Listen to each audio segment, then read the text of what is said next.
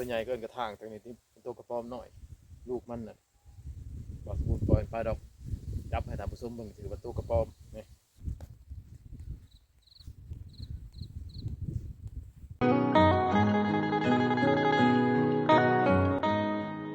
สบายดี FC บอลสมบูรณ์ทุกคนมื้อนี้บอลสมบูรณ์กลับอยู่มาเขตชนบทแหละท่านผู้ชมมื้อนี้หอหนาวหอตาก็สาเหตุย้อนว่าอากาศมันหนาวแห้งนะท่านผู้ชมบอลสมบูรณ์กลับมาเขตจุดสูงเชียงตุงแล้วมื้อนี้ผมทั้งหมดทันได้ลงถ่ายคลิปชนบทท่านผู้ชมมื้อนี้สิอนามัยสวนแค่นี้ก่อนอนามัยสวนมันต้นที่ว่าหมูหรือว่าสัตว์ป่ามันเข้ากินนี่นะสวนของบอลสมบูรณ์เนี่ยท่านผู้ชมจาก2-3 มื้อจังสิได้เข้าเลาะถ่ายคลิปวิถีชีวิตของชาวบ้านชนบทให้ท่านผู้ชมเบิ่งแต่มื้อนี้สิอนามัยสวนก่อนท่านผู้ชมนี่เมื่อสวรรค์เขตเดือนหนึ่งกลับมาหมูดุดกินเบิดมันต้นเครื่องปลูกนะท่านผู้ชมเป็นหมูสัตว์แบบเป็นหนูเนี่ยหนูป่าหรือว่ากระหอกแล้วก็หมูของกระตัวเลี้ยงเรามากินมาดุดมุนเบิดนะแถวนี้ท่านผู้ชมเลยวันนี้ก็อากาศก็หนาวเลยท่านผู้ชมเลยท่านผู้ชมสังเกตบางลมพิลึกขนาดโบเห็นแสงแดดมุดมือเลยท่านผู้ชมเลยอุณหภูมิมื้อนี้8 องศามื้อนี้ช่วงนี้เป็นช่วงเพลนะท่านผู้ชม11 โมงกลางเว้นในช่วงนี้แต่ว่าท่านผู้ชมเบิ่งอุณหภูมิยัง8 องศาถือว่าหนาวสุดยอดเลยอยู่เขตเชียงตุงแต่เมื่อก่อนบอสบูรณ์อยู่สวรรค์หันอุณหภูมิ18 องศาหรือว่า17แต่มาเขตจุดซุ่มเชียงตุงนี่ถือว่าลดกันหลายลดกัน10 องศาเซพุ่นละอุณหภูมิ8 องศาเซมื้อนี้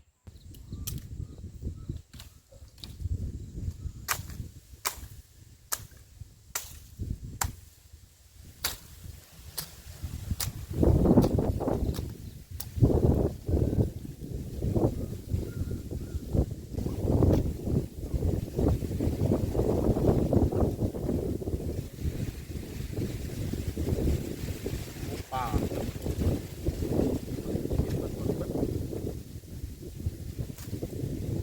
สังเกตดูบรรยากาศท่านผู้ชมฤดูนี่ถือว่าฤดูที่ว่าประชาชนก็เจ้าไปหาตัดไม้ลักหัวได้ส่วงก็เจ้าเกี่ยมเห็ดหัวสวนปลูกยาสูบฤดูนี่ท่านผู้ชมสังเกตเบิ่งจะแต่ละมือจะเห็นดอกคนอันไปตัดลักหัวแล้วก็เจ้าแก่ไม้ละหัวเอารถไถไปแก่มาเพื่อให้หัวปลูกยาสูบยาสูบขายเสียงเวียนได้ท่านผู้ชมเห็นบ่จะเห็นรถไถก็จะดอกเขา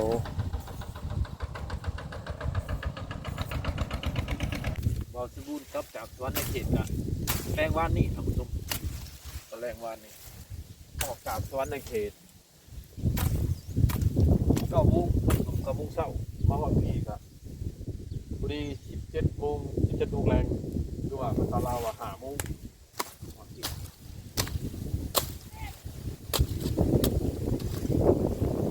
มาก็มาเห็นมันต้น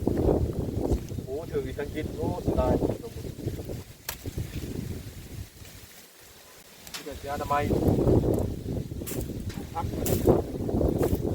เห็นนี่ปลูกยาสูบน้ำเป็นดินน้ำ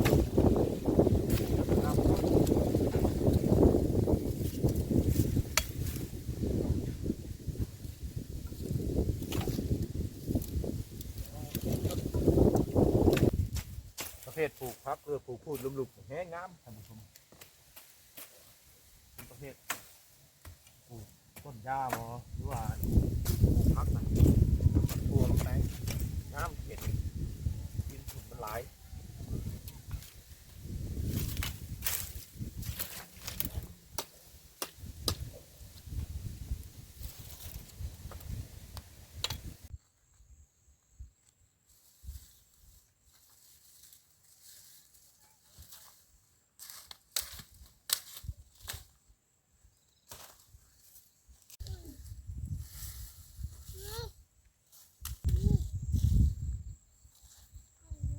เ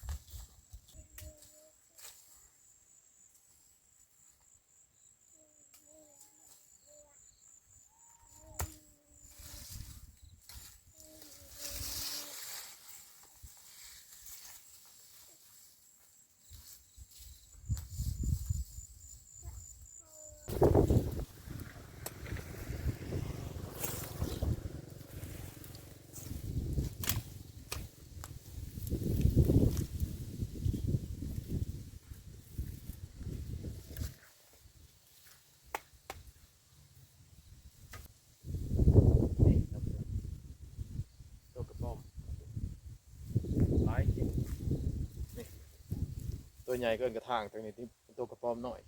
ลูกมันน่ะบ่สมบูรณ์ปล่อยไปดอกจับให้ท่านผู้ชมเบิ่งถือว่าตัวกระป๋อมนี่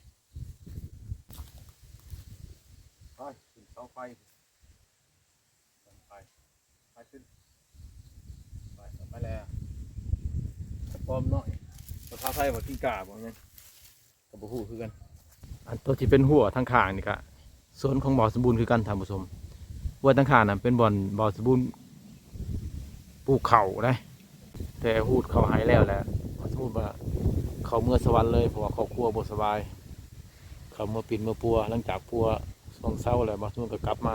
เขตชนบทคือเก่ายังคิดฮอดบรรยากาศชนบทแบบอากาศหนาววิวงามนะท่านผู้ชมยังคิดฮอดอยู่คือเก่า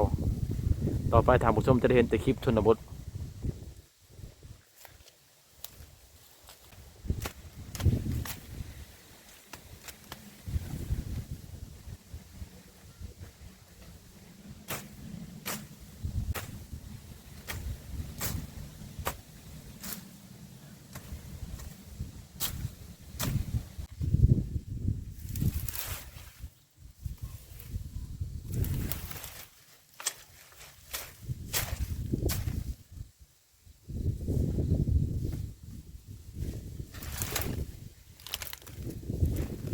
ชนบทกับที่จังนึงท่านผู้ชม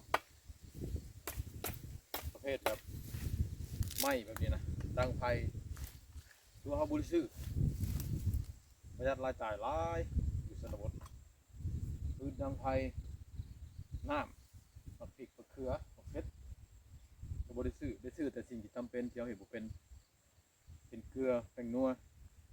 หรือว่าเครื่องปรุงที่แบบออกจากโรงงานที่เราเห็นบุเป็นได้ซื้อส่วนวัสดุ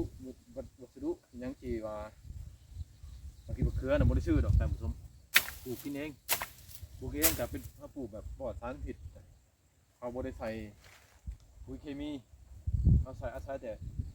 หญ้ามันทั้งหมดเขาจูดแล้วก็เขาฝุ่นคอกขี้แบะขี้งัวมาใส่เลย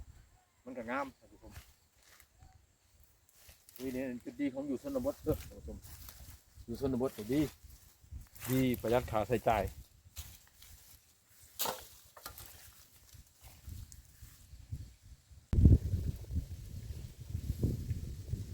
เห็นยังนะเห็นเฮือนบ่เห็ดสวน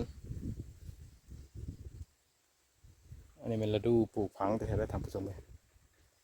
ฤดูการปลูกพังของพระเจ้าแท้ๆได้ผู้มีรถไถก็ต้องแบกทำผสมแต่สำหรับผู้มีรถไถก็จะเอารถไถขนเอา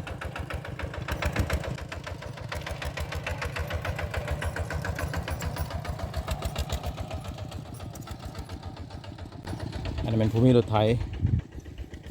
กับแบกเอา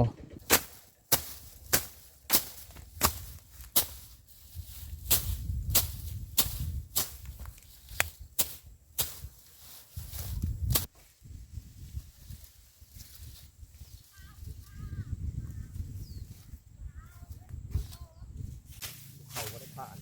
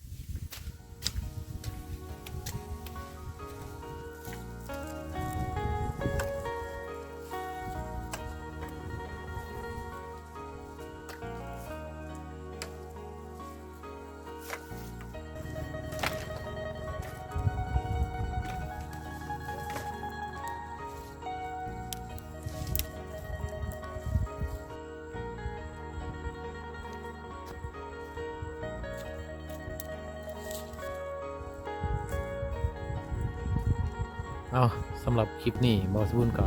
ขอฝากไว้เท่านี้เลยท่านผู้ชม อย่าลืมกดไลค์กดแชร์และกดติดตามเพื่อให้กำลังใจบ่าวสมบูรณ์ตื่นคลิปหน้าและบ่าวสมบูรณ์จะลงถ่ายวิธีชนบทของชาวชนเผ่าบาลูให้ท่านผู้ชมได้เบิ่งได้ชมสำหรับคลิปนี้อย่าลืมกดไลค์กดแชร์เพื่อให้กำลังใจบ่าวสมบูรณ์แล้วก็อย่าลืมเพื่อติดตามผลงานบ่าวสมบูรณ์ต่อไปอีกเด้อท่านผู้ชมขอขอบใจ